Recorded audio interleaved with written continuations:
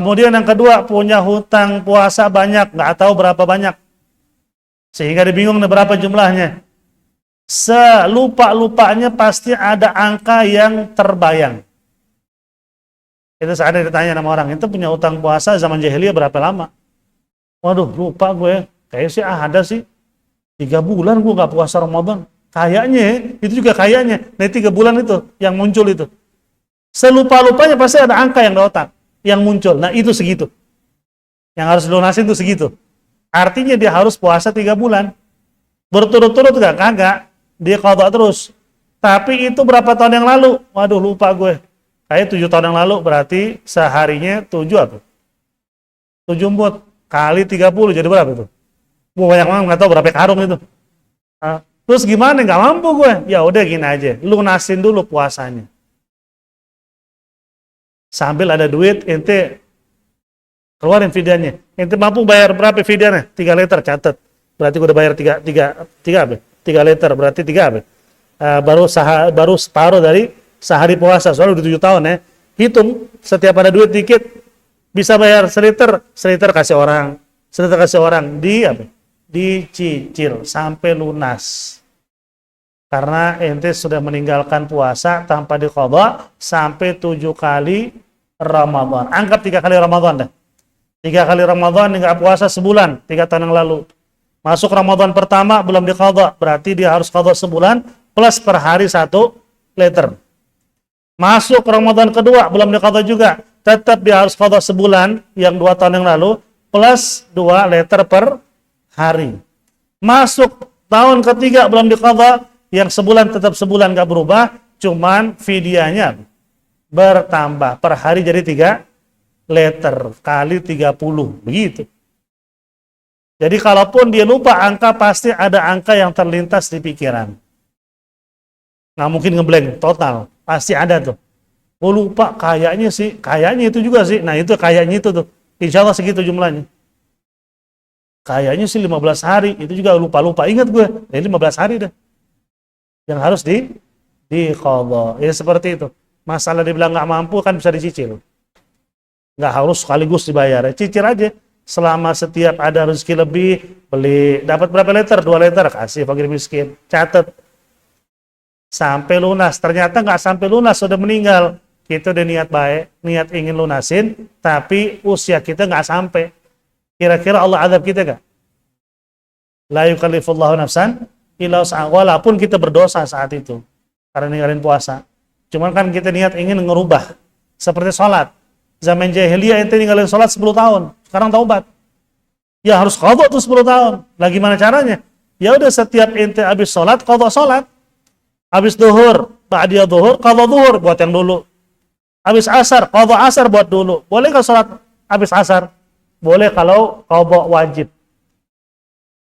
Habis sholat subuh qadha wajib boleh nggak? Boleh. Yang nggak boleh itu sholat sunnah yang sebabnya mutaakhir atau sholat sunnah mutlak, itu nggak boleh habis sholat asar dan sholat subuh. Sholat wajib qadha boleh. Gitu cicil. Ternyata di masa dinyicil usia nggak sampai, dia meninggal. Belum sampai lunas nih. Gimana urusan itu? Ulama bilang Allah sudah mengampuni dosanya. Karena dia sudah berusaha untuk apa? Untuk tidak ada lagi sholat yang ditinggalkan plus sambil dia qadha. Cuman usianya belum sampai. Tapi dia dalam tahap apa? Kesungguhan ingin mengqadhanya.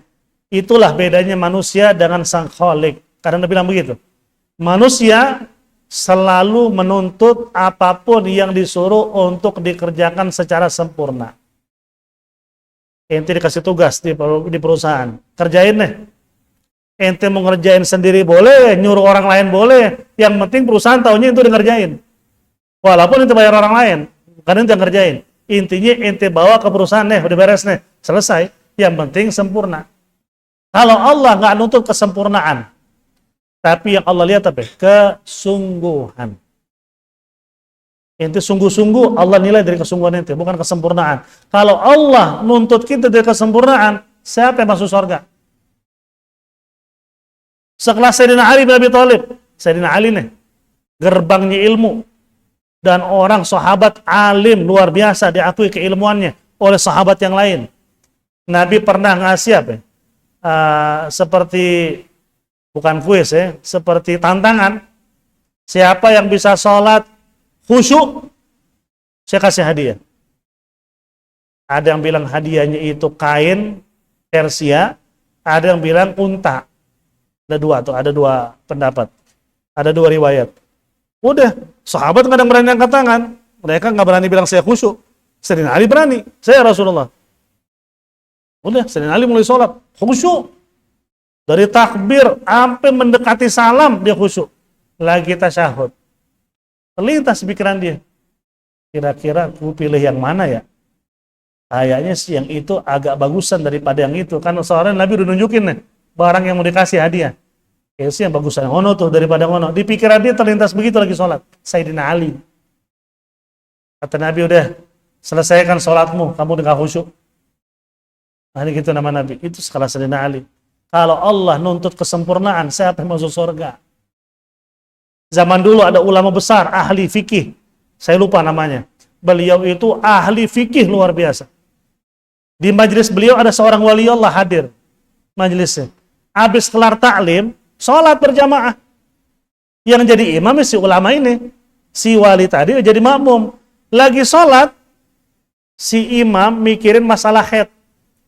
Karena sebelum sholat membahas soal hukum haid. Ada satu permasalahan, dia belum dapat jawabannya. Jadi sambil sholat, sambil kepikiran. Tadi ya, sambil sholat tuh. Kelar salam, si wali tadi nyamperin dia. Tadi ente lagi sholat mikirin apaan? Mikirin masalah haid tadi. Oh pantas, gue lihat dari kepala sampai kaki darah ngalir di badan ente. Ternyata mikirin haid. Ulama nih. Lagi gitu nih. Wali-wali dina, wali-wali dikum. Wali bukan, ulama bukan ya. Allah nuntut kesempurnaan, neraka semua kita. Makanya Allah nuntut apa? Kesungguhan kita. Itu udah sungguh-sungguh udah cukup. Kayak kita mandi wajib. Siapa yang bisa jamin ente mandi wajib benar-benar? Seluruh badan udah kena air. Nggak ada yang bisa ngejamin. Cuman kita apa? Don. Prasangka kita udah sempurna di badan. Udah Allah tuntut nggak? Enggak. Itu udah punya pikiran begitu cukup. Nggak harus wajib, yakin, sempurna sebadan. Ente kolam berenang juga ente gunain buat mandi juga ente pasti ngerasa belum sempurna. Kita cukup hanya don, terlintas pikiran kita ini sudah rata kayak air badan, cukup. Karena Allah ngeliat kesungguhan kita, bukan kesempurnaan. Karena kesempurnaan hanya milik Allah. Kalau manusia nuntut kesempurnaan, bukan kesungguhan. Itu sungguh-sungguh kerja, tapi hasilnya nggak bagus, dipecat juga sama bos. Dari sebelum masuk jam 8, habis subuh di situ ente. Tiap hari begitu. Habis subuh di depan perusahaan. Rajin luar biasa. Kerjaannya nggak becus. Kira-kira dikeluarin nggak sama atasan? Lo kerjaan nggak bener. Tapi saya serius ini. Tapi kerjaan lo nggak bener. Tetap aja gue ganti juga. Ada yang masuk telat mulu tapi kerjaannya bagus. Dipertahanin sama bos. Nah itu bedanya manusia dengan sang Khalik.